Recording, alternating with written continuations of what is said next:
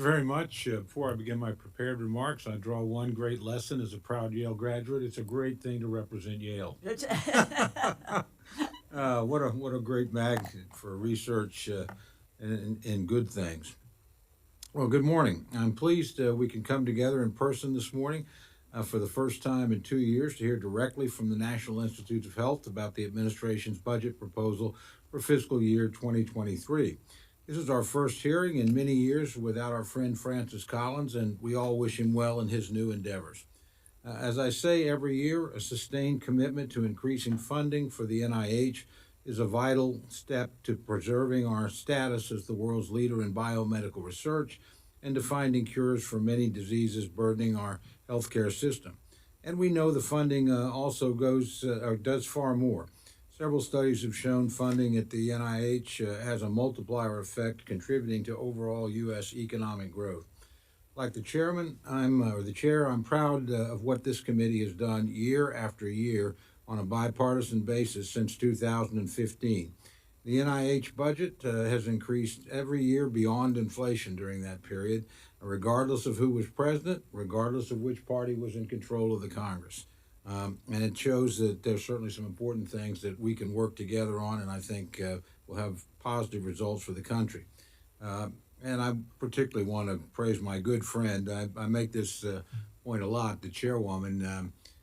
When I was privileged to be the chair of this subcommittee for 4 years, she was kind enough to back my budget, not the first one, but the last one, the one that passed every single time. And I've been very proud to vote for her budget for 3 terms since then. So we may start in different places, but we have a way of ending up at the same place. And this agency, the NIH, is a big reason why, quite frankly. So you actually contribute to bipartisan comity and cooperation. Given all that, I hate to kick off the hearing on a sour note, but I'm probably where the chairwoman is. That I'm perplexed as to why the administration has chosen to pour billions of dollars in funding into the new ARPA-H program at the expense of ongoing basic research at the NIH. ARPA-H was funded for the first time in March. And I might add, with my support, like the chairwoman, I see much potential good here. But as she pointed out in her remarks, there's still a great deal of controversy around it and different opinions from both Republicans and Democrats, and quite frankly, within their ranks over how it should be organized, where it should be placed. In the end, almost every decision was simply left to the Secretary of Health and Human Services, someone I hold in high regard, but he's an executive official. And I think it's unprecedented for the creation of a new agency to lie largely in the hands of one individual. We still don't know the structure of this new agency will ultimately take. We don't have a director, any possible names of a director, or any idea when this individual will be named.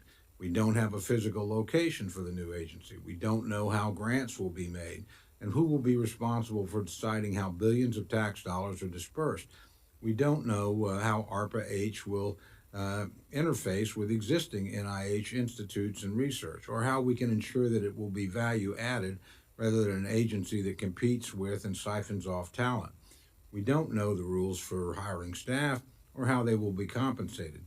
So I think it makes no sense to propose an enormous increase of $4 billion for this new agency while proposing what is essentially flat funding, and for some important agencies, even a modest cut for the rest of NIH. And I'll have some tough questions about that today, but it sounds to me like we probably have some of the same concerns, Madam Chair.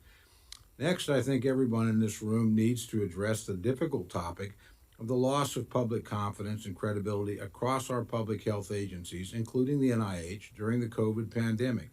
I fear that the mistrust in our government public health system has eroded to a dangerous level.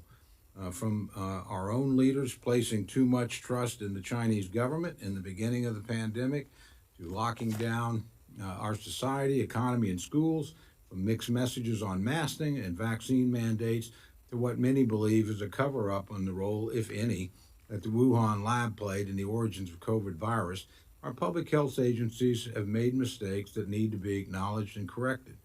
This has weakened confidence in our public health and government systems for many of our constituents at a time when we desperately need to come together as a people and heal. I certainly pledge to work with my friends across the aisle to rebuild a bipartisan coalition of support for basic science and research, and talk honestly about ways we can translate that information into evidence-based practices using data, not just talking points. Most of our constituents want to do the right thing to stop the spread of COVID. Many just don't believe what they're being told by government officials anymore. And I suspect we'll hear some difficult questions about that this morning. Much attention in the past year has gone to COVID, and rightly so. But I hope we can also continue our conversations and scientific advancements in such areas as cancer treatment and dealing with Alzheimer's, diabetes, other dread diseases and chronic illnesses. Uh, these diseases are responsible for the loss of hundreds of thousands of American lives every year. And again, I fear this work may be shortchanged by the hyper focus on the new ARPA-H, and I sincerely hope that will not come to pass. We have an excellent team representing some of the largest institutes and most promising frontiers of new discoveries before us today. As we know, NIH is composed of 27 institutes and centers, most of whose leaders are not able to be with us today.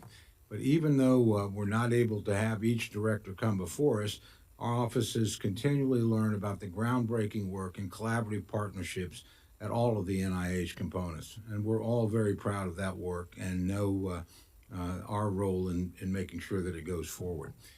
We know that the work done at NIH and each institute or center is a contributor. In closing, I want to stress that each dollar invested in the NIH is, in my view, a down payment on our future. This work has in the past and in the course and will change in the course of disease detection, cures, in the years and generations to come. I know Congress's commitment to advancing these shared objectives is unwavering and bipartisan. I want to thank you, Madam Chair, for holding the hearing and thank our witnesses for being here. I yield back.